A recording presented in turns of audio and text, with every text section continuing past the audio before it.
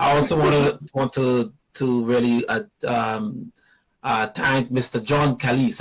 I always remember that we were hired by the EU, the European Union, to conduct this very important and the first extensive human trafficking survey in the Caribbean.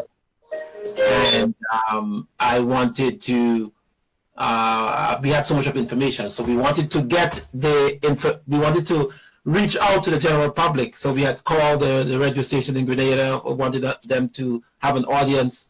Nobody responded, and when Mr. Calise about our story, he immediately came to us and allowed us to present some of our findings to the public, and here we are. So I want to thank you very much.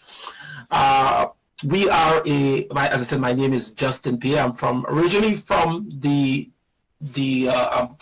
from Grenada, specifically from the northwest, from Tenoy in the Keith Mitchell constituency. Okay, so I just want to kind of say that. I also born and bred in Tenoy, came from very humble family. My mother and so worked in Spice and Inn for most of our lives, sell snow ice and cake and stuff on the side of the post office. Father construction worker, So I mean, came from very humble beginning.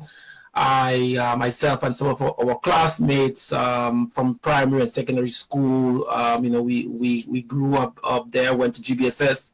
But as I said, I told someone that I always have to give thanks to where I am by a lady by the name of Miss Antoine. I know Miss she passed, but I just wanted to say that I was fortunate enough to go to what at that time it was called Teacher Sandy School. So it was a pre-primary school in Grandmore, where Miss Antoine, God bless her soul, her parents owned the school. And because I knew her, and because obviously my mother my parents were not really involved in education that much, Miss Antoine was somehow saw me as some sort of potential, and she, all through my primary and secondary school life, was able to kind of guide me, do my homework, correct my homework, and I've always maintained contact with her until she died last year. So that's basically where I'm coming from. With respect to who we are in terms of our company, in terms of our oppression, of our occupation, I'm from a company by the name of Dunn Pierre Barrett and Company Canada Limited. So we are a research firm. So we are one of the black management research firm in Canada. I believe that we are one of the largest. So we concentrate a lot in what is called labor market needs assessment. It's a specific type of survey that we conduct.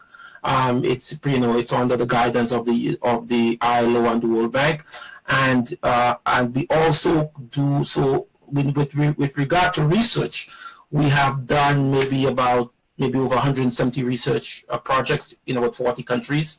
We just recently completed a strategic development plan for the IOM, which is the International Organization of Migration, just October there. So.